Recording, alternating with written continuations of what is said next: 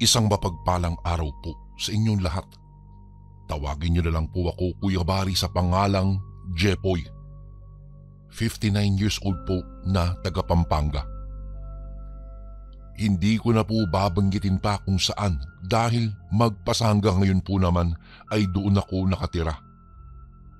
Bago po ang lahat, maraming salamat Kuya Bari kung sakaling mapili niyo po ang sulat ko. Sumubok lang po ako dahil pakiramdam ko'y maraming makakaintindi sa akin sa inyong samahan. Ang ikukwento ko po sa inyo ay nangyari sa akin noong 15 anyos pa lamang po ako. Nasa high school po ako ng mga panahong iyon at mayroong maglolang lumipat sa katabing bahay po namin. Sina Mama ang unang naging kaibigan nila noong maglola. Ako naman po kasi ay hindi pala kaibigan sa mga di gaanong kakilala. Tawagin na lang po natin sa pangalang Ofelia at Nita ang maglola para maingatan pa rin ang kanilang pagkakakilanlan. Isang araw, pinigilan ako ni Mama na umalis papasok ng eskwelahan. Nagsalubungang kilay ko't nagtatanong na tumingin sa kanya pero matamis niya lang akong nginitian. Malambing siyang kumapit sa aking braso. Alam ko na may ipagagawa sa akin si Mama dahil hindi naman siya ganito sa araw-araw. At tama nga Kuya Bari ang hinala ko kasi pinakiusap niyang samahan kong mag-enroll ang apo ni Aling Ofelia doon po sa school namin na si Nita. Wala na akong nagawa dahil naghihintay na sa labas ng bahay namin sina Aling Ofelia maging si Nita. Pagbaba ko po ay nagmano ako sa matanda nang matapat ako sa kanya sa pag-uudyok ni Mama. Pasimple kong tiningnan ang maglola. Normal naman po sila kung titignan Kuya Bari. Mahaba ang buhok ng matanda. Puting-puti nga lang at may iilang pulubot na nasa muka ngunit mabait si Aling Ofelia. Sa araw-araw ay nakikita ko tong nagwawali sa harapan ng bahay nila at ito'y nagtatanim-tanim. Magiliw din sila sa mga tao. Bumabati sa mga taong dumadaan o bumabati sa kanya. Maging ang apo niyang si Nita ay masipag din. Ito ang madalas na lumalabas-labas ng bahay nila upang magpunta sa palengke. Naglalaba at tumatanggap din po ng plantsahin para po may pagkakitaan. Pagdating po namin sa eskwelahan ay hinatid ko si Nita doon sa faculty room para makausap niya ang gurong kumahawak sa mga bagong dating na estudyante.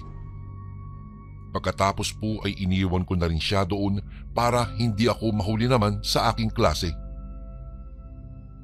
Hindi pa man nag-uumpisa ang guro naming magturo ay muli na namang bumukas ang pintuan at pumasok doon ang prinsipal kasama itong si Nita. Ipinakilala niya ang babae sa buong klase namin. Sinabihan nila itong humanap ng mauupuan. Mabilis naman akong napatingin sa bakanting pwesto sa tabi ko. At tama nga po Kuya Bari ang hinala ko. Dahil dahan-dahan itong naglakad papalapit sa akin. Umupo po ito sa tabi ko at tumingin na rin sa harapan. Wala po kaming kibuan ni Nita sa durasyon ng klase. Ngunit napabilib niya ako. Napakagaling pala nito sa akademiko. Matalino dahil sa tuwing may itatanong po ang aming guro ay nasasagot niya kaagad. Tinignan kong mabuti ang dalaga. Maganda ito, maputi at matangkad pa. Isama mo pa yung napakahabang maitim na buhok nito. Parang ang diyosa na nagkatawang tao lamang. Maya-maya'y nagtama ang mga mata namin nang bigla siyang lumingon. Nag-init ang magkabila kong pisngi dahil sa hiya. Ngunit imbis na magalit, ay tipid niya akong nginitian. Magkasabay din kaming umuwi ng araw na iyon Kuya Bari at simula po noon, ganoon na palagi ang gawin namin dahil sa simple niyang pagngiti sa akin. Kung kaya't mas naging malapit kami sa isa't isa. Naikwento niya rin sa akin ang dahilan kung bakit sila umalis sa lugar nila. Dahil pala sa pag-aaral niya, kaya sila lumipat ng Pampanga. Ibinenta raw nila ang lupa nila sa Iloilo para makabili ng bagong bahay at lupa para rito na mamalagi. Siya lang din daw ang kasakasama ni Aling Ofelia. Ang mga anak daw kasi nito ay may kanya-kanya ng mga buhay at di na maalagaan ang ina. Kung kaya't nagkusa na siyang bumukod sa mga magulang at sumama sa abuela dahil mahal naman niya ang kanyang Lola Ofelia. Dahil po doon, Kuya Bari, tumaas ang paghanga ko kay Nita. Dahil sa edad po niyang iyon, ay napaka-responsable niya para sa kanilang dalawa. Kaya nga po, hindi ko na napigilang mahulog ang loob ko sa dalaga. Nakikita ko ng magiging mabuti itong ina sa magiging anak namin. Pasensya na at advance talaga ako mag-isip, Kuya Bari. Lumipas ang ilang araw. Noong malaman ni na Mama na nililigawan ko po si Nita ay wala namang naging problema sa kanila. Gustong gusto kasi nila ang dalaga dahil sa pag-uugali po nito. Ilang buwan na ring naninirahan sa tapat namin si Nita, Kuya Bari. Napakabilis ng oras kapag ka talaga masaya ka at nagmamahal. Isang beses, ginabi po ako ng uwi dahil sa pakikipaglaro ng basketball doon po sa mga tropa ko sa kabilang barangay. Halos wala na pong katao-tao sa kalsada. Napakataas na rin ang buwan sa kalangitan, pero dahil kabisado ko ang lugar namin ay hindi ako natatakot na maglakad po mag-isa. Ngunit hindi sinasadyang matigilan ako nang may mapansin kung anong nakasabit sa may gilid ng bahay ng kapitbahay po namin. Nagsalubong ang kilay ko nang mapansing kakaiba iyon. Medyo lumapit ako para makita ko ito ng mabuti at ganoon na lamang po ang gulat ko nang makita ito. Hugis tao ito, ngunit ang buhok nito'y napakalago.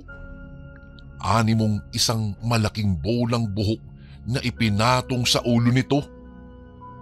Natigilan ako nang bigla itong lumingon sa akin. Kitang-kita ko ang mapupula nitong mga mata at ang matatalim nitong ngipin. Bigla akong napaatras dahil sa gulat. Dumako ang tingin ko sa kamay nito. Punong-puno ng sariwat mapupulang dugo ang matatalim nitong mga kuko. Napamura na lang ako nang mapagtanto ang kaharap ko ngayon. Isang aswang. Tumagilid ang ulo ng aswang. Sumilay ang nakakatakot ng ngiti nito sa labi.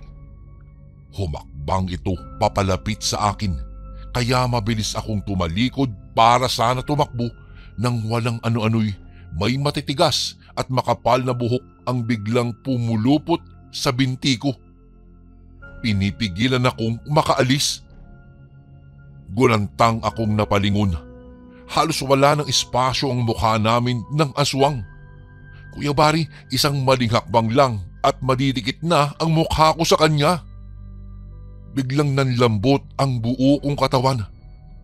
Pilit kong iniiwas ang mukha ko at rinig na rinig kong malakas itong umangil sa akin. Tuluyan ang nanlambot ang mga tuhod ko, Kuya Bari, dahil amoy na amoy ko ang masangsang na hininga nito na animoy kakakain lamang ng maraming bulok na kung ano. Nanginginig ang buo kong katawan dahil sa tindi na ng takot ko. Anong klaseng aswang ang kayang mapagalaw ang kanyang buhok? Maya-maya'y pinaglandas ng aswang ang matatalim nitong kuko sa aking pisngi. Mariin akong napapikit na lamang nang tumalsik sa mukha ko ang napakalagkit at mainit nitong laway. Gustong gusto kong masuka sa amoy ng bunganga nitong parang inidoro. Umangil itong muli. Akala ko talaga ay katapusan ko na nang bigla nitong paikutan ng buhok nito ang liig ko. Marahas akong napadilat at nakatingin sa aswang na nakangisi sa akin. Dahil sa tindi ng takot ko ay napaiyak na ako. Sinubukan kong tanggalin ang buhok na nakapaikot sa aking liig, ngunit pinigil nito iyon. Gumalaw-galaw ako para sana mapakawalan niya, ngunit hindi po ito umubra. Akala ko talaga ito na ang katapusan ko, ang gabi ng aking kamatayan. Ngunit nang saktong mawawala na ako ng hininga at nagdidilim na ang mga paningin ko'y biglang bumagsak ang katawan ko sa lupa. Iyon na, Kuya Bari, ang huling natatandaan ko. Nang magising ako kinabukasan ay nasa loob na ako ng aking silid. Iyak na ng iyak sina Mama at Papa. Tinatanong kung sino ang may gawa sa akin noon. Kung may nakaaway daw ba ako. Ngunit hindi ko talaga sila masagot dahil hindi ko maintindihan. Wala ding boses na lumalabas sa aking bibig at tila sinasabi ko sa sarili ko na walang maniniwala sa sasabihin ko. Buong araw lang po akong nagkulong sa aking kwarto, Kuya Bari. Iniisip ko kung totoo nga ba ang lahat ng nangyari o may pinaamoy sa aking drugs para mag-hallucinate ako. Pero sa tuwing nakikita ko ang mga marka sa katawan ko'y nare-realize kong totoong-totoo ang lahat ng nangyari, Kuya Bari. Mayroong aswang na gumagala sa lugar namin at kamuntikan na niya akong kainin kagabi. Marami pong bumisita sa akin matapos nilang malaman ang nangyari po sa akin. Ngunit wala roon ang hinihintay ko.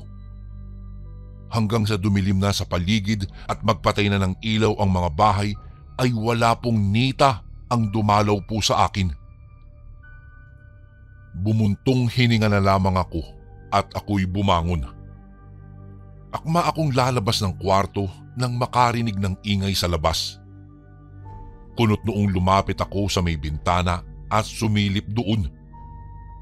Napakunot ang noo ko nang makita ko si Nita na panaylinga sa paligid at noong mapatingin siya sa gawi ko ay mabilis akong nagtago sa gilid bago muling sumilip.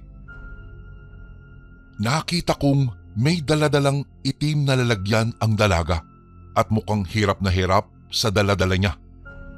Ano kaya yun? At ngayon pa talaga? Napatingin ako sa orasan. 9:00 na ng gabi. Saan naman pupunta at anong kinuha nito? Pagdalaw nga sa akin hindi nito nagawa. Dahil sa pagkausyoso ko, ay lumabas po ako ng bahay at pumunta sa kabilang bakod. Madali akong nakalipat sa kabila kasi mga halaman lang ang nagsisilbing bakod sa pagitan. Dahan-dahan akong tumayo sa pwesto kung saan ko nakita si Nita at nang pagbaba ng tingin ko ay may napansing pula sa lapag. Yumuko ako at hinawakan ko iyon. Malagkit at tila amoy kalawang. Nanlaki na lamang ang mga mata ko nang mapagtanto kung ano iyon. Hindi ako nagkamali. Dugo! Dugo, Kuya Bari!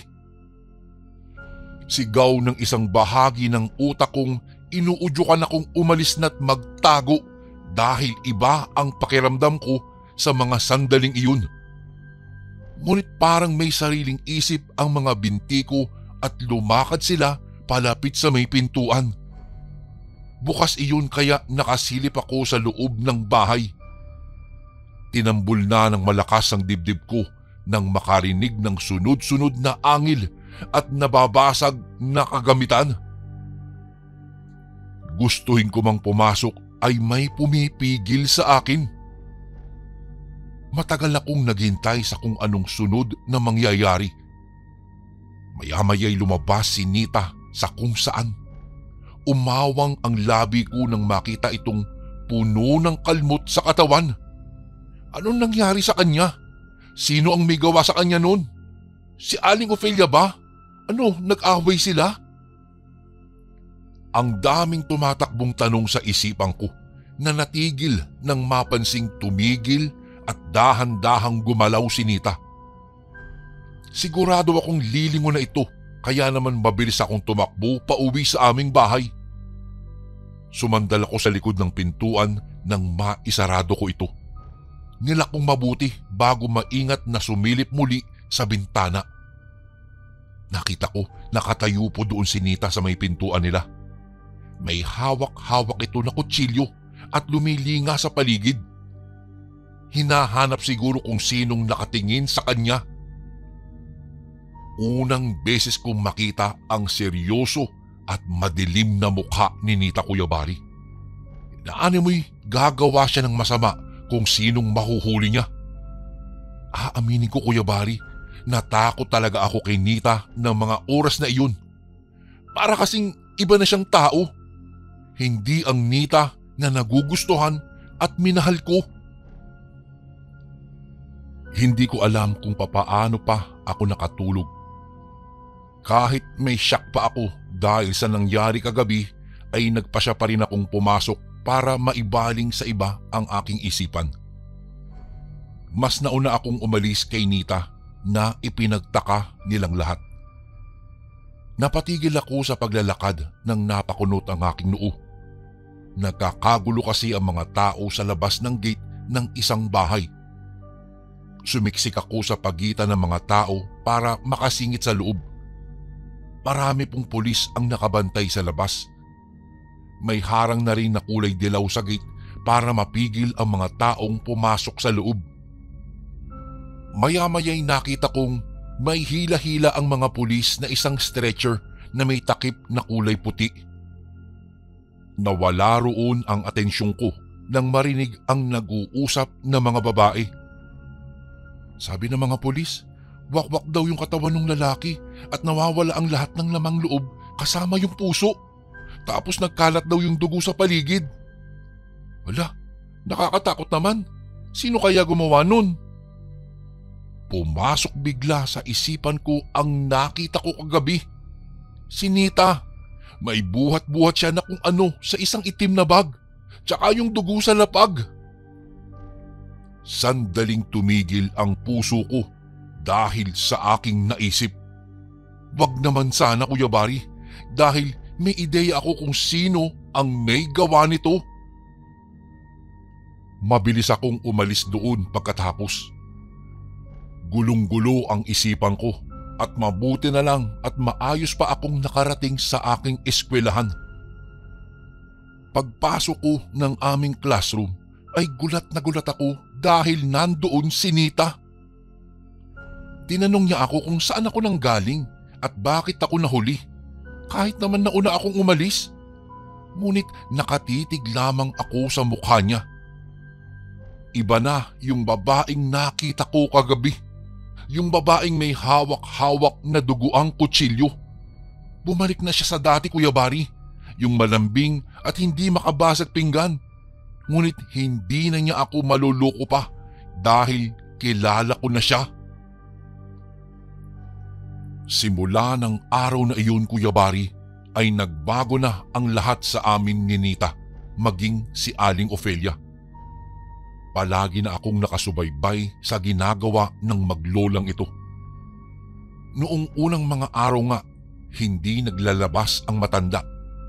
Kapag tinatanong naman ni Mama si Nita kung nasaan ang lola nito, ay sinasagot lamang niyang nagpapahinga daw sa loob ng bahay nila.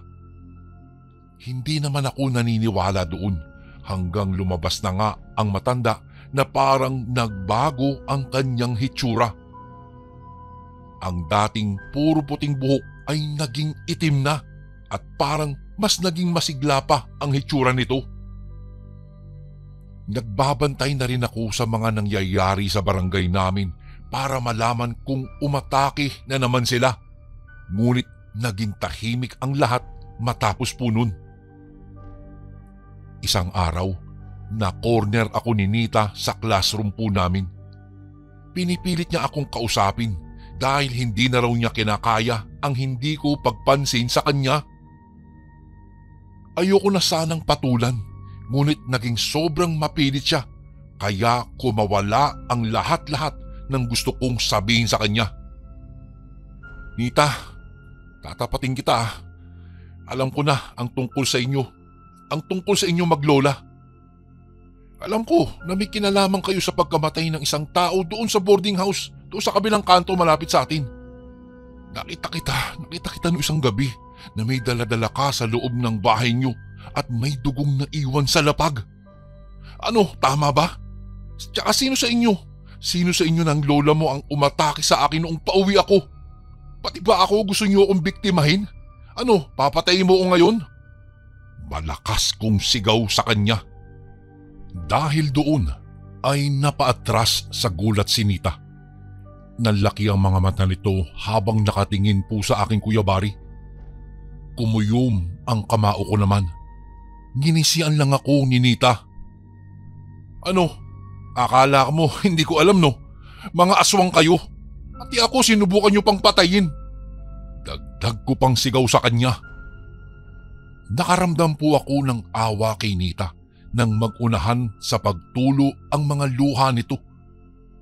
Tinagilid ko ang ulo ko upang maialis ang tingin sa kanya. Akma akong aalis na sana nang bigla niya akong hawakan sa kamay. Marahas ko naman iyong binawi. Jepoy, sorry. Pasensya na talaga. Hindi naman talaga sinasadya ni Lola na masaktan ka eh. Hindi niya kasi makilala ang mga taong nasa paligid niya. Hindi niya kontrolado ang pagiging isang aswang niya. Pag-amin ni Nita habang ito'y humihikbi. Para naman akong nabingi sa isiniwalat nito sa akin, Kuya Bari. Umamin ba siya talagang aswang sila? Maya-maya'y naramdaman kong niyakap ako ni Nita. Umiiyak pa rin ito at paulit-ulit pa rin ang pagsusori niya tungkol sa nangyari sa akin. Hindi raw talaga sinasadya ni Aling Ofelia. Hindi sinasadya? E papaano kung natuluyan ako sa ginawa nito? Anong gagawin nila? Sinabihan niya akong hintayin siya sa pag-uwi. Magpapaliwanag daw siya sa akin. Sasabihin na raw niya ang lahat-lahat dahil hindi niya kayang mawala ako sa kanya. Ewan ko ba, Kuya Bari, kung bakit, pero naghintay ako sa kanya kahit na sinisigaw ng utak kong maling-mali ang desisyon ko. Kung kaya't pagdating ng uwian ay kami na lamang ni Nita ang naiwan halos sa eskwelahan. Huminto kami sa isang malaking puno ng akasya. Seryoso ko siyang tinitigan at sinabihan ng umpisa ng magsalita. Jepoy, isang kubot si Lola. Isa siyang babaeng aswang na ginagamit ang mahabang buhok para mapatay niya ang bibiktimahin niya. Hindi totoong dahil sa pag-aaral ko ay kaya kami lumipat dito. Kung hindi dahil hinahabol si Lola ng mga taong bayan doon sa Dueñas. Dahil sa hindi sinasadyang pagkakapatay nito sa anak ng barangay captain namin. Ang totoo niyan ay umalis kami para makapagtago. Simula nun ay hindi na naman kumain si Lola ng karne ng tao eh. Puro hayop lang. Yun lang ang kinakain niya. Pero bilog ang buwan eh. Bilog ang buwan noong aksidente siyang nakalabas ng bahay namin. Hindi sinasadyang may nakita siyang isang buntis at nasundan. Doon kanya nakita. Pero nasa oras pa rin naman nang dumating ako dahil hindi kanya napatay, Jepoy. Mahabang salay-sayin sa akin ni Nita. Dapat pa pala akong magpasalamat sa kanya. Ganun ba, Kuya Bari? Pagkatapos ng ginawa ng kanyang lola sa akin. Tsaka niloko nila ako. Maya-maya'y humawak si Nita sa braso ko. Pagpasensyaan mo na si Lola, Jepoy. Huwag kang mag-alala. Hindi na talaga yun mauulit. Nagsalubong ang kilay ko. Tinanong ko siya kung katulad ba siya ng lola niya at inilingan lamang niya ako. Sinabi niyang hindi pa raw siya nagagawang aswang ng kanyang lola at dahil nakilala daw niya ako ay hindi na siya magpapabago bilang isang aswang. Hahayaan na niyang ibang kamag-anak ang sumalo sa sisiw.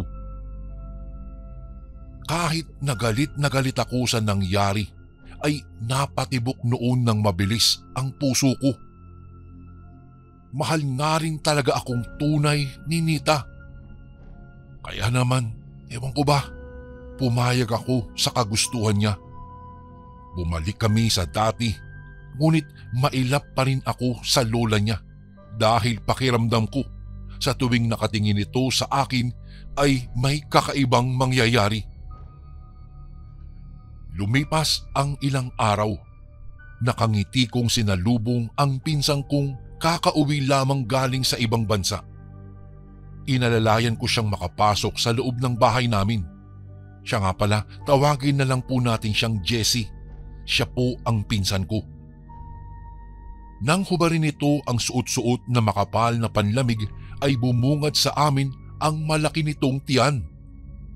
Tuwang-tuwa si na mama. Magkakaapo na raw ito sa wakas. Hindi naman ako nakakibo. Dumako ang paningin ko sa kabilang bahay. Nakita kong nakasilip doon si Aling Ofelia mula sa kanilang bintana. Kinagabihan, pagsapit ng dilim ay hindi ako mapakali. Ikot lamang ako ng ikot sa aking kama at kahit na anong pikit ko pa sa mga mata ko ay hindi talaga ako dinadalaw ng antok. Kung kaya't inis akong bumangon, tinignan ko ang orasan. Abay 2:00 na pala ng madaling araw. Bumaba ako sa kusina para sana kumuha ng malamig na tubig. Ngunit hindi pa ako nangangalahati sa aking pag-inom nang makarinig ako ng pagkalabog mula sa kwarto na tinutuluyan ni Ate Jessie. Bigla kong nabitawan ng baso at dali-daling kumuha ng kutsilyo. Tinakbo ko ang pagitan namin. Tinulak ko pabukas ang pinto at ganoon na lamang ang gulat ko nang makita ang kubot na nakatayo na sa gitna ng kwarto. Pinapanood nito ang natutulog na si Ate Jessie. Pinaghahanda ang patayin. Dumako ang mga mata ko sa nakabukas na bintana. Doon siguro dumaan ang matandang ito para makapasok. Imposible kasing sa pintuan sa ibaba dahil nakalak yun nang bumaba ako kanina. Inipon ko ang lahat ng lakas sa katawan ko. Akma akong susugod nang gumalaw ng bahagya si Ate Jessie. Kitang-kita kong dahan-dahang namula ang mga mata at dahil maliwanag ang buwan sa labas ay kitang-kita ko mula sa kwarto ang pangit na itsura ng kubot. Nanlalaki ang mga mata nito at malakas na napasigaw na gumising naman sa sambahayan. Biglang umangil ang kubot at akmang susugod sa ate ko nang bigla ko siyang tawagin. Marahas na lumingon ang aswang sa akin, Kuya Bari. Dumako ang tingin nito sa kamay kong may hawak-hawak na kutsilyo. Aling Ofelia, layuan niyo po ang Ate Jessie ko.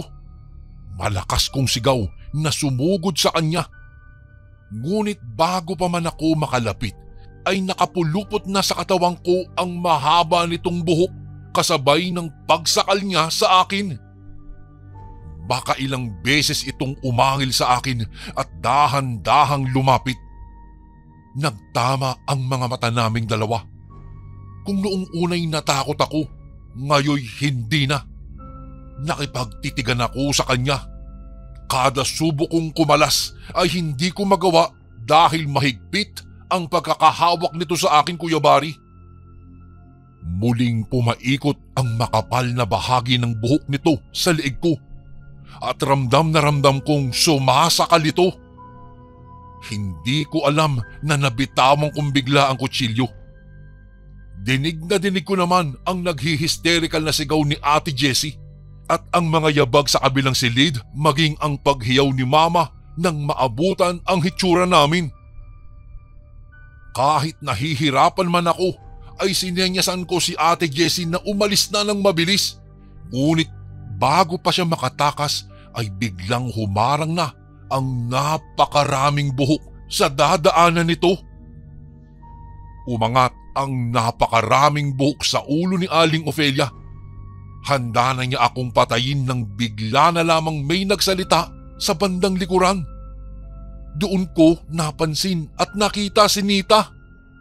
Kawangis na rin ito ang kanyang lola. Nalaglag ang mga pangako habang nakatingin ako sa kanya. Bumalatay ang sakit sa aking dibdib. Hindi ako makapaniwalang sa ikalawang pagkakataon ay magagawa niya akong lokohin ng ganito. Inutusan ni Nita na ibaba ako ng kanyang lola na agad naman itong sinunod. Lumapit sa amin si Nita at umalalay kay Aling Ofelia na masama ang tingin sa akin. Napakapit na lang ako sa aking liig at napaubo. Lola, tayo na po. Hahanapan ko na lang po kayo ng ibang makakain. Huwag po sila. Pangungumbinsi ni Nita sa kanyang lola. Naramdaman kong humawak sa braso ko si Mama. Umiiyak. Niyakap niya ako ng mahigpit at hindi makapaniwala sa mga nangyayari. Tumango naman ang kubot at nagpahila sa apo nito papaalis ng bahay. Ngunit nakahanda ako dahil alam ko ang plano nilang dalawa. Bago pa man niya magawa ng masama ang pamilya ko ay kinuha kong muli ang kutsilyo at walang sabi-sabing sinugod at itinarak ito sa matanda. Napasinghap naman sa gulat si Nita, samantalang napaungol ng malakas ang aswang dahil sa ginawa ko sa kanya. Mas lalo ko pang idiniin ang pagkakasaksak.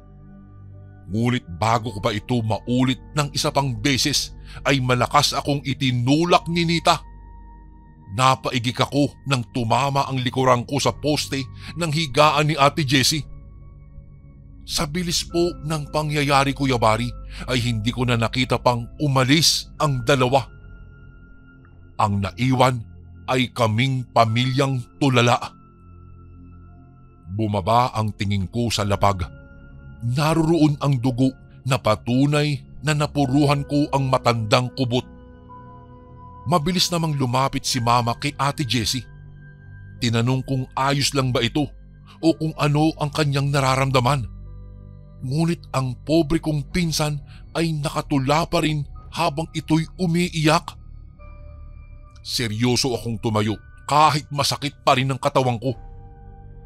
Sumilip ako sa kabilang bahay, ngunit wala nang tanda na bumalik doon ang maglola. Kinabukasan, biglang dumating ang mga taga-barangay. Tinatanong nila kung ano ang nangyari kagabi dahil may nakapagsumbong daw sa kanilang matinding ingay ang ginawa namin at parang may di magandang nangyayari. Nagkatinginan lang kami ni Mama. Alam namin kapag sinabi namin ang totoo ay walang maniniwala sa amin. Kaya gumawa na lang kami ng palusot na kaagad namang pinaniwalaan ng mga tanod. Nang araw ding iyon ay sinundo ng mga magulang niya si Ate Jessie. Iyak pa rin ito ng iyak at panay hingi ng pasensya ni Mama dahil sa nangyari.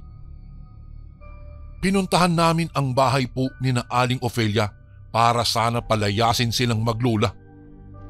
Ngunit pagdating po namin doon, Kuya Bari, ay gulong-gulo ang bahay na naabutan namin. Tila nag-impake sila ng mabilisan at lumisa na. Wala kaming naabutan doon na maglola. Ang sabi ng ilan sa mga kapitbahay na nakakita kaninang alas 5 raw ng madaling araw, nakita daw nila si Nita na nagkukumahog palabas ng bahay nila. May daladalang maraming bag na sa tingin nila ay mga damit. Simula po ng araw na iyon ay hindi ko na muling nakita pa si Nita, maging ang kanyang lolang si Aling Ofelia. Naglaho po sila sa Pampanga na parabang bula.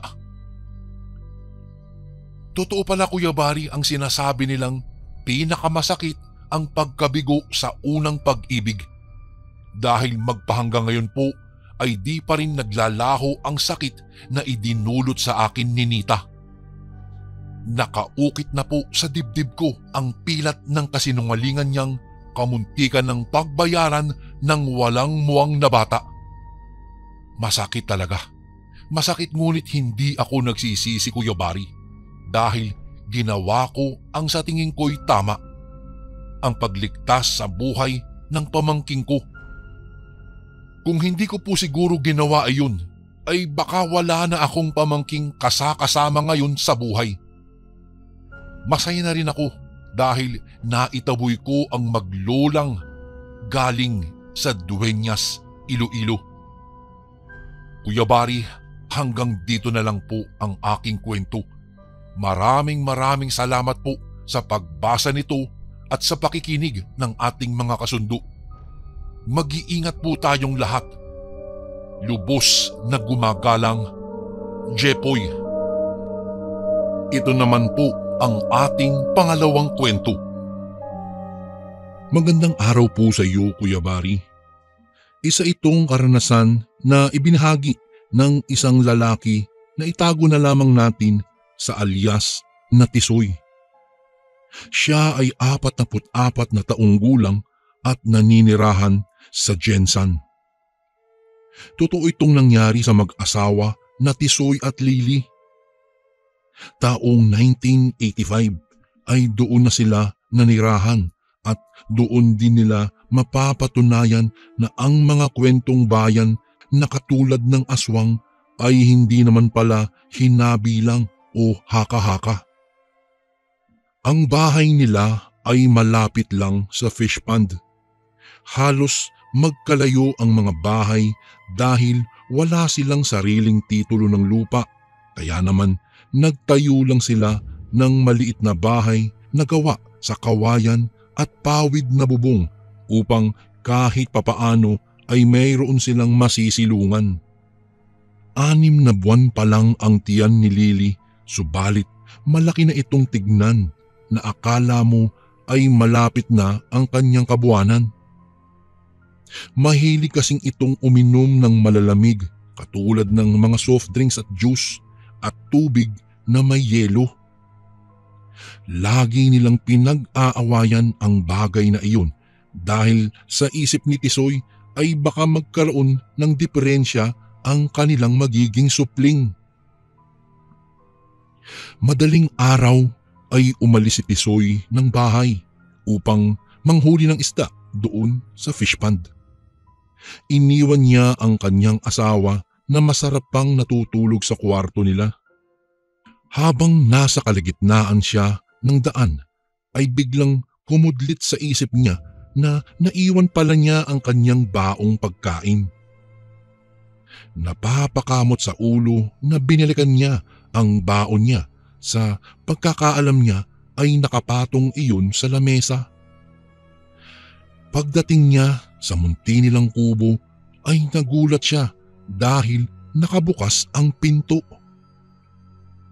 Sa isip niya ay alam niyang sinara niya iyon dahil hindi niya makakalimutang isara ito bago siya umalis. Dali-dali niyang dinampot ang isang kahoy na panggatong na nakita malapit sa kanyang kinatatayuan. Pumasok siya sa loob ng kubo nila.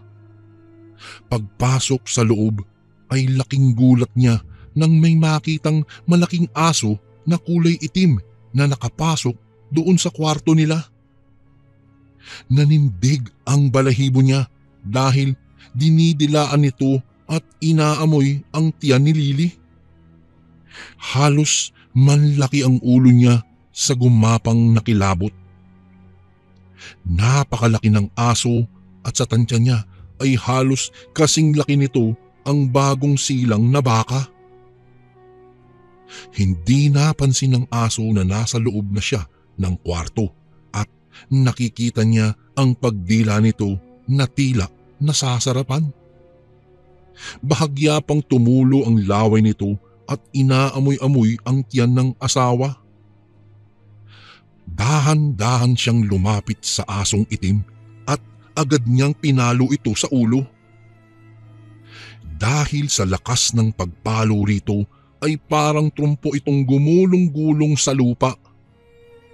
Papaluin pa sana niya ulit ito, subalit nakatitig na lamang ito sa kanya at nagbabaga ang mga mata. Sa pinukol na titig nito ay tila gusto siyang patayin. Hindi siya nagpatinag. Nilabanan niya ang namamahay na takot sa dibdib niya at pinakiramdaman kung ano ang gagawin ng itim na aso. Nang napansin niya ang itak na nakasabit sa dingding ay agad niya iyong kinuha upang gamiting panlaban sa asong itim na galit na nakatitig pa rin sa kanya. Nang nakita ng asong itim ang hawak niyang itak ay agad itong kumaripas ng takbo. Nagsalubong ang kilay niya dahil sa pagtataka sa ikinilos ng hayop. Lalong kumunot ang noo nito dahil lumusot ito sa butas ng dingding. Papaanong nangyari iyon? Kahit ang pusa ay hindi magkakasya roon at makakadaan. Ibig bumigay ng tuhod niya, dagdag pa nang bumibilis ang tibok ng puso niya sa kaba at kilabot. Nang mawala sa paningin ang asong itim ay agad niyang nilapitan ang asawa at mabilis itong niyugyug upang gisingin. Biglang sumagi sa utak niya ang sinabi ng kanyang ina na kayang kunin ng aswang ang sanggol sa tiyan ng nagdadalang tao sa pamamagitan ng orasyon at mahaba nitong dila. Sa isipin na iyon ay muli na namang nanindig ang mga balahibo niya sa katawan. Iniisip niya ano kaya ang posibleng nangyari sa mag-ina niya kung hindi siya kaagad nakabalik sa kubo nila. Simula nang mangyari iyon ay may naririnig na si Tisoy na huni ng isang ibon tuwing gabi. Nakakakilabot ang huni nito at kahit sino ang makarinig noon ay tiyak nakikilabutan sa takot. Madalas na rin na sumasakit ang tiyan ni Lily kahit 7 buwan pa lamang ito. Pakiramdam niya ay para na siyang manganganak. Kaya kinausap ni Tisoy ang lola niya na si Aling Rosa. Nakiusap siya na tulungan sila dahil hindi na sila nakakatulog ng maayos dahil sa mga kalampag sa dingding at bubong nila. Sabado ng hapon nang dumating si Lola Rosa sa kubo nila at agad na tinungo ang kwarto. Tisoy, ang asawa at anak mo ay nasa panganib. Kaya dapat ka maghanda ng mga gamit na kailangan ko. Biglang sambit ni Lola Rosa. Opo Lola, kahit ano po ay hahanapin ko. Mailigtas lamang ang aking mag-ina sa kamay ng nilalang na iyon. Sagot niya sa matanda. Ang sinasabi mong nilalang na iyon ay isang aswang. Ang aswang na ito ay kayang magpalit ng anyo bilang isang hayop, kabayo o kalabaw. Ang madalas nilang gamiting anyo ay isang malaking asong itim o kaya'y uwak o kahit agila man ay kaya nilang gayahin. Mahabang paliwanag ni Lola Rosa. Bakit po ang anak ko ang gusto nitong kainin, Lola? Biglang tanong ni Tisoy kay Lola Rosa. May nagawa kang malaking kasalanan sa kanya, apo. Dahil ang aswang ay hindi kumakain ng buhay na tao. Ang kinakain nito ay mga bangkay na galing sa hukay. Napadaan lang siguro ang aswang na iyon dahil sa munting bahay ninyo dahil naamoy nito ang sobrang bango ng sanggol na nasa sinapupunan ng iyong asawa. Kaya inaamoy-amoy niya ito. Subalit, sinaktan mo siya at natamaan mo siguro ang isang parte ng kanyang katawan. Naalala niya ito noong nakita niya ang aswang at hinataw ng kahoy na panggatong.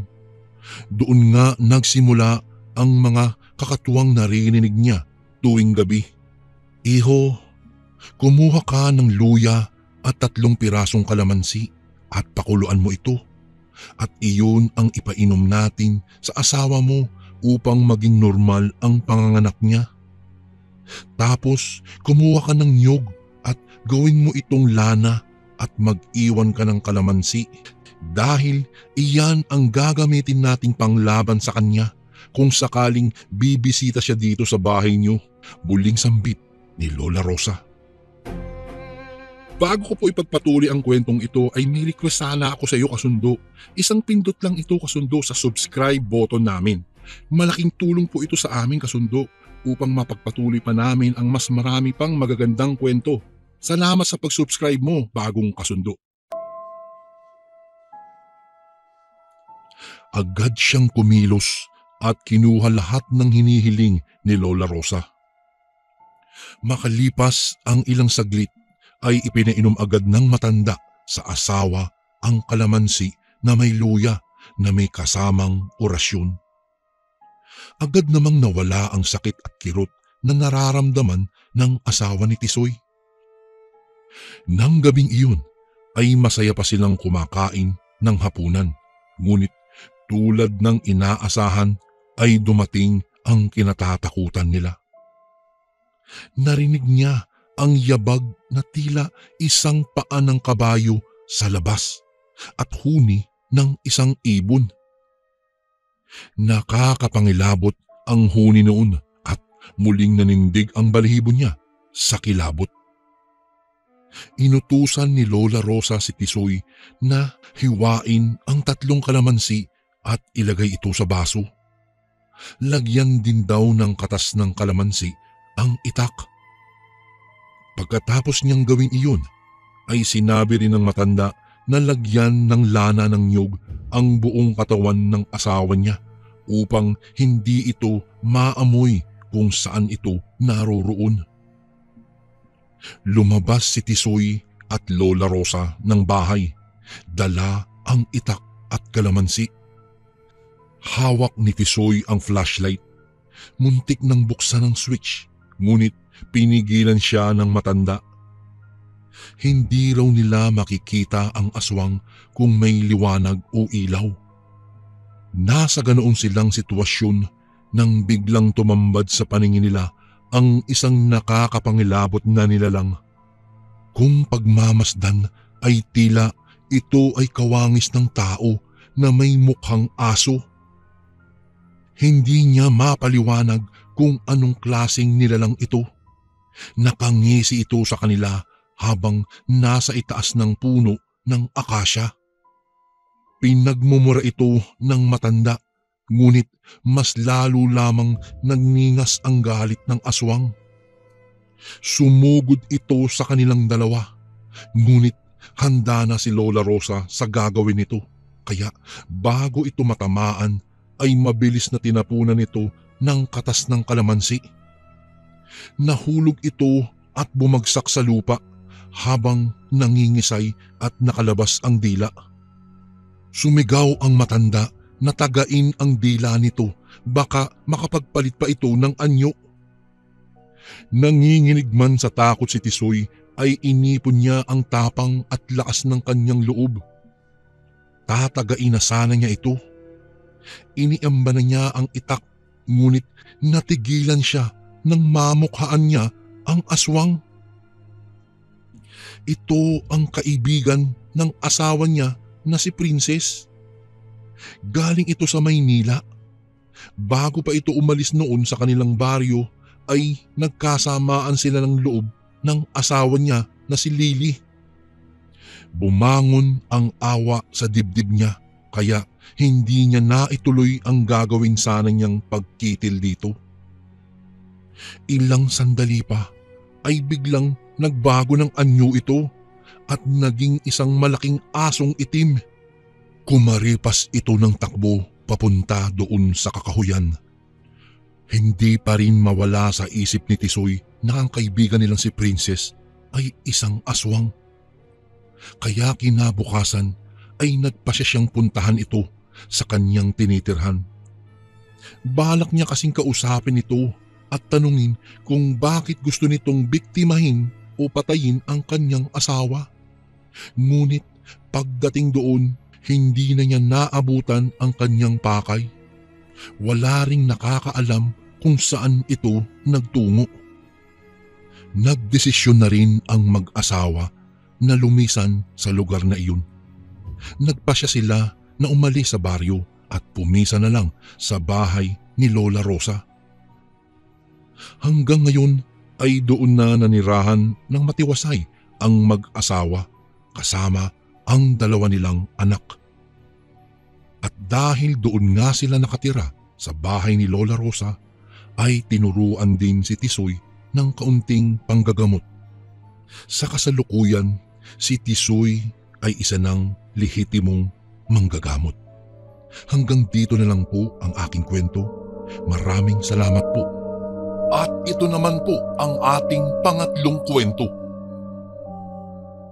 Magandang araw po sa inyo, Kuya Bari. Chris po ang pangalan ko. Nakatira po ako dito sa Camarines Sur. Nagtatrabaho po ako bilang isang lending officer sa isang kumpanyang pautangan dito po sa amin. Buong araw akong naglilibot sa mga liblib na lugar dito para lang sumingil sa mga pautang ng aming kumpanya na medyo delikado lang dahil ilang beses nang may nabalitaang na hold up na katulad ko sa pinakaliblib na lugar. Meron pa ngang isa na ayaw ibigay ang nakolekta niyang pera kaya nasaksak siya ng mga nang hold up sa kanya. Kaya naman, Kuya Bari, todo ingat ako sa bawat araw na naglilibot ako. Iniisip ko na lang na may 2 anak pa akong uuwian sa amin na umaasa lang sa akin. Lalaki po ang panganay ko. Grade 6 na rin po siya at mataas naman ang mga grado niya. Medyo addict lang po sa brick game pero hindi naman niya napapabayaan ang kanyang pag-aaral. Babae naman po, Kuya Bari, ang ikalawa na laging kaaway ng kanyang kuya dahil lagi siyang pinagtitripan. Kami na lang pong 3 ang magkakasama sa buhay. Namatay na kasi ang nanay nilang si Ruth. Tungkol sa ikinamatay niya ang ikukwento ko po ngayon. Kuya Bari, high school pa lang ay magkakilala na kami ni Ruth. Kaklase ko po siya sa 4th year kaya parang tadhana talaga nang minsang magkita kami sa isang fast food habang kumakain. Mag-isa siya sa dulong mesa habang ako naman dala ang in-order na pagkain at naghahanap ng mesa na mauupuan. Nagulat na lang ako nang tinawag niya ako. Sabi niya, nakikilala niya raw ang salamin kong suot ko simula pa noong high school. Nagulat ako at nakilala ko rin siya agad. Siyempre, hindi ko na lang sinabi sa kanya pero crush ko siya noon pa man.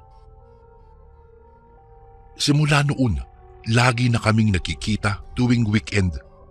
Nanonood ng sine, tambay sa parke, o kaya'y naglalakad-lakad para tumuklas ng mga kainan na nakatago lang sa mga kanto. Dumaan nga ang mga taon. Naging mag-on kami, Kuya Bari. Hanggang sa napagpasyahan naming lumagay na sa tahimik at magpakasal na. Tutal, tumatanda na rin daw kami at sabi niya gusto na ng mga magulang niya ng apo. Kung kaya't hindi nagtagal, nagpakasal po kaagad kami. Inunti-unti ang bahay na pangarap namin hanggang sa nabiyayaan kami ng 2 anak at isang buo at masayang pamilya. Sobrang perpekto ng buhay. Masaya halos walang malalang problema. Hanggang sa nangyari nga ang mga bagay na hindi namin inaasahan. Hindi ko nakita kung saan nagsimula, Kuya Bari. Basta't nakita ko na lang na kasagutan na ni Ruth ang isang babae sa fiestahan na pinuntahan namin. Muntik na silang mapang-abot at magkapisikalan. Mabuti na lamang at naawat ng may-ari ng bahay na pinuntahan namin. Nagkaayos din sila sa huli. Pero nakita ko na habang naglalakad kami palayo ni Ruth ay nakatingin sa amin ang babaeng ito. Matalas ang kanyang titig na kung nakakamatay siguro ito ay kanina pa kami pinaglalamayan. Kung kaya't ipinagsawalang bahala na lang namin ang nangyari. Bago kami umuwi, lumapit ulit sa amin ang babae. Nakangiti na ito nang kausapin kami. Pasensya na talaga sa nangyari kanina ha. Wika ng babae. Wala yun. Sagot naman ni Ruth.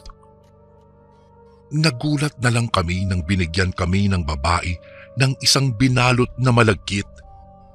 Sabi niya, para bang peace offering daw sa nagawa niyang panggugulo kanina. Masaya at malugod namang tinanggap ni Ruth ang pagkain. Pagka-uwi namin ay agad akong nakatulog dahil sa pagod. Pagkagising ko kinabukasan na, bumungad sa akin ang masayang mukha ni Ruth. Mahal, naubos ko rin yung kakanin na ibinigay ng babae. Alam mo, ang sarap-sarap. Ngayon lang ako nakatikim ng ganong klaseng kakanin sa buong buhay ko. Sobrang sarap talaga. Pasensya ka na hindi kita natirhan. Masaya niyang sabi sa akin. Ano? Kinain mo pala yun? Nag-aalala ko namang tanong sa kanya. Oo, wala naman sigurong masama. Naku, hindi naman siguro ako lalasunin ng babaeng iyon. Masayang wika pa rin niya sa akin. Dumaan ang mga araw. Wala namang naramdamang sakit ng tiyan o pagkahilo itong si Ruth. Kaya hinayaan ko na lang po, Kuya Bari. Pero isang araw, naabutan ko siya na nagsusuka sa lababo. Lumapit po ako para hagurin ang likod niya. Pagtingin ko sa lababo, buo-buo na parang dugo ang isinusukan niyang mga bagay. Sobrang dami na halos mapuno na ang lababo namin. Pagkatapos niyang magsuka ay agad siyang nawalan ng malay. Nataranta ako at nag-isip kung ano ang aking gagawin. Agad ko siyang isinugod sa pinakamalapit na ospital. Ikinuwento ko sa doktor kung gaano karami ang mga bagay na isinukan niya sa lababo. Pagkatapos ng ilang pagsusuri at ilang test sa laboratory, lumabas din ang resulta. Ngunit laking gulat ko nang malamang normal lang naman daw ang lahat. Walang anumang sakit o komplikasyon sa katawan si Ruth. Umuwi kami na nag-aakalang magiging normal na ulit ang lahat. Baka dala lang iyon nang nakain niya ng kung ano. Naisip ko sa pagkakataong iyon. Dumaan pa ang mga araw pero hindi talaga gumaling si Ruth, Kuya Bari. Hindi na siya makalakad. Buong araw siyang nakahiga sa kama at nagsusuka ng mga itim na bagay. Napansin din namin ang unti-unting paglobo ng kanyang tiyan na parang isang buntis. Palaki ng palaki habang dumaraan ang mga araw. Nag-alala na ako. Hindi ko na alam ang aking gagawin. Dahil kahit sa ang klinik namin siya ipakonsulta ay normal naman daw ang lahat sa kanya. Gulong-gulo ang isip ko ng mga oras na iyon, Kuya Bari. Kaya nang may nakapagsabi sa akin na dalhin ko raw sa isang albularyo ang asawa ko, ay hindi na ako nagdalawang isip pa. At ganun nga ang aking ginawa. Hinanap ko ang albularyong inirekomenda sa akin. Sikat si Aling Tessie sa lugar namin.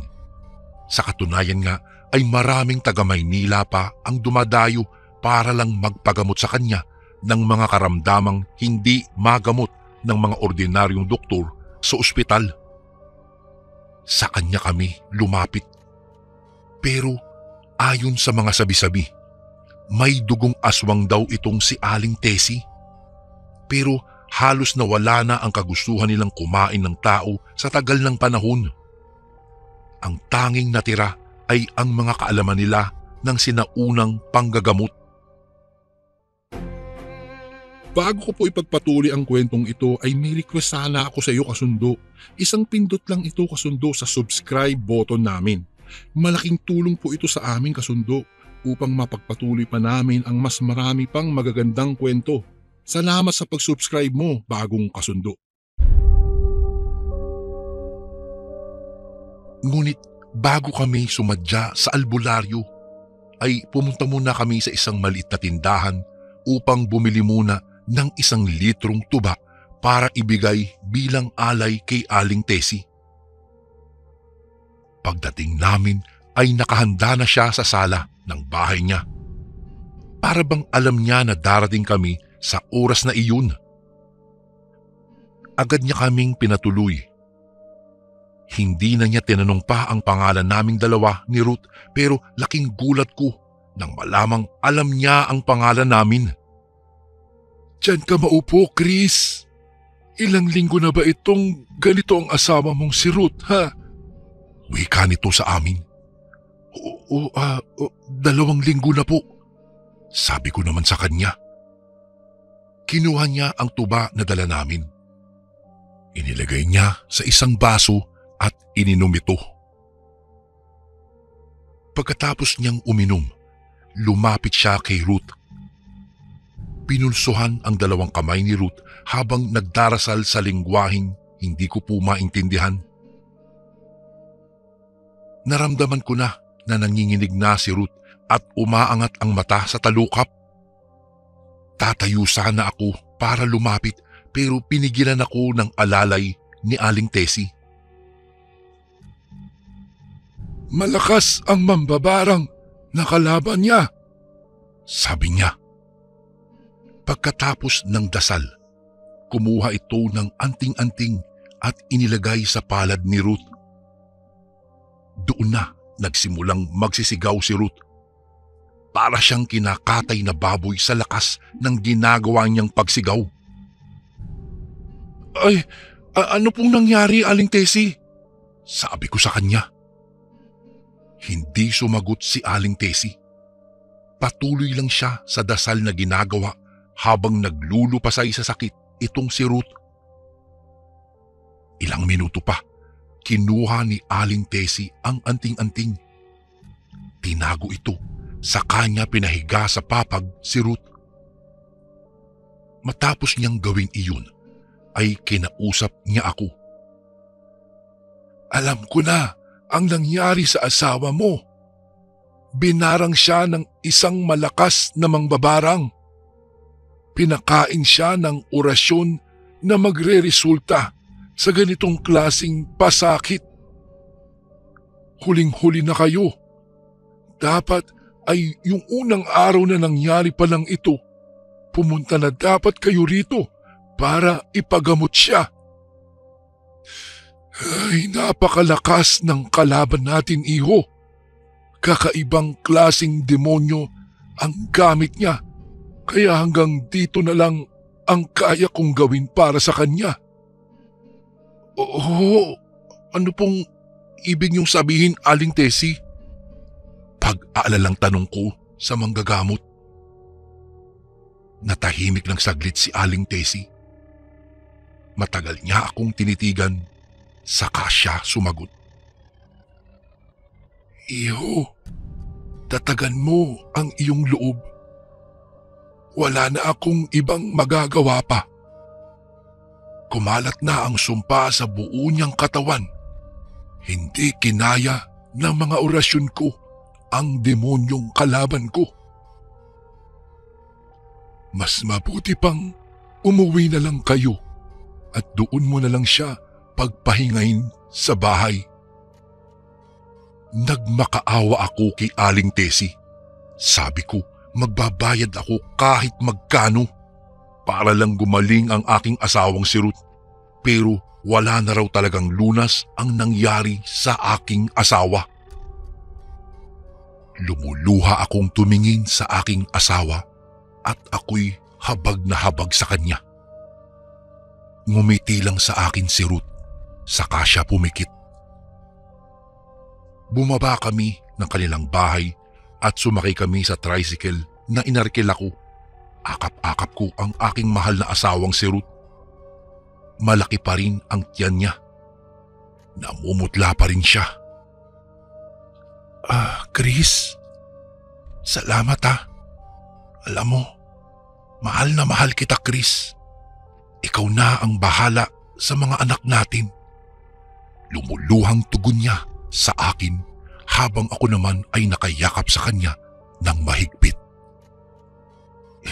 Hindi, Ruth. Huwag mo sabihin yan. Gagaling ka pa. Pupunta tayo sa Maynila.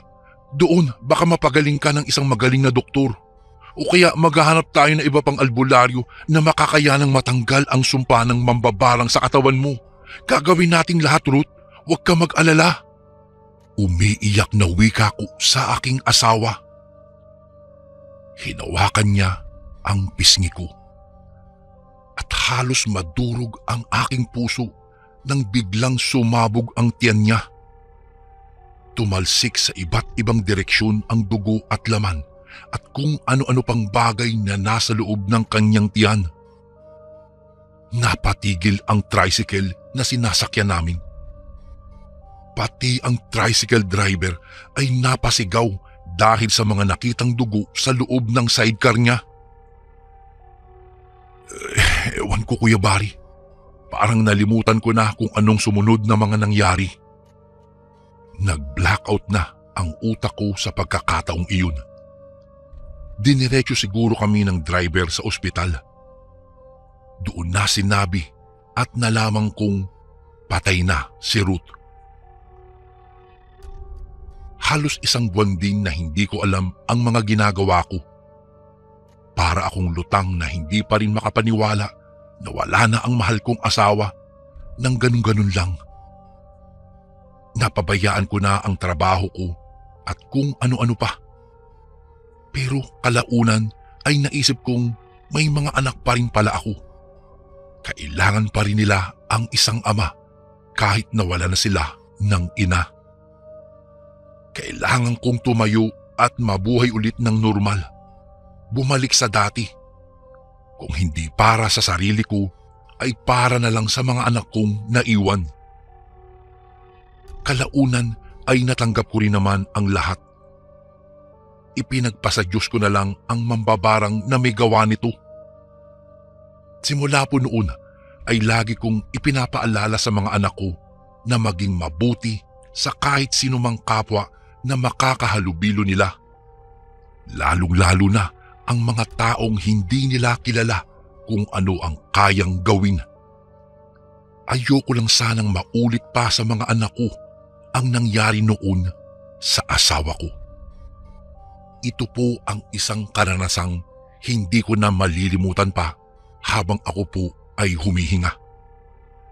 Isang malaking aral ang aking natutunan. Ang paghihiganti sa kapwa ay walang idudulot na kabutihan sa iyo. Bagkus, ito pa ay ang magdadala sa iyong kapahamakan. Dito ko na po tatapusin ang aking kwento na minsang nawalan ako ng isang mahal sa buhay dahil lang sa isang sumpa ng mambabarang. Hanggang dito na lang po ang aking kwento, Kuya Barry.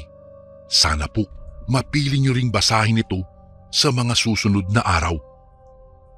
Lubos na gumagalang, Chris. And again, maraming salamat po mga kasundo. Don't forget to subscribe and i-click nyo lang po yung bell na button para updated po kayo sa mga upcoming videos namin na paparating. Maraming salamat po ulit. God bless and ingat po lagi dyan. Ito po si Kuya Bari at ako ang Sundo.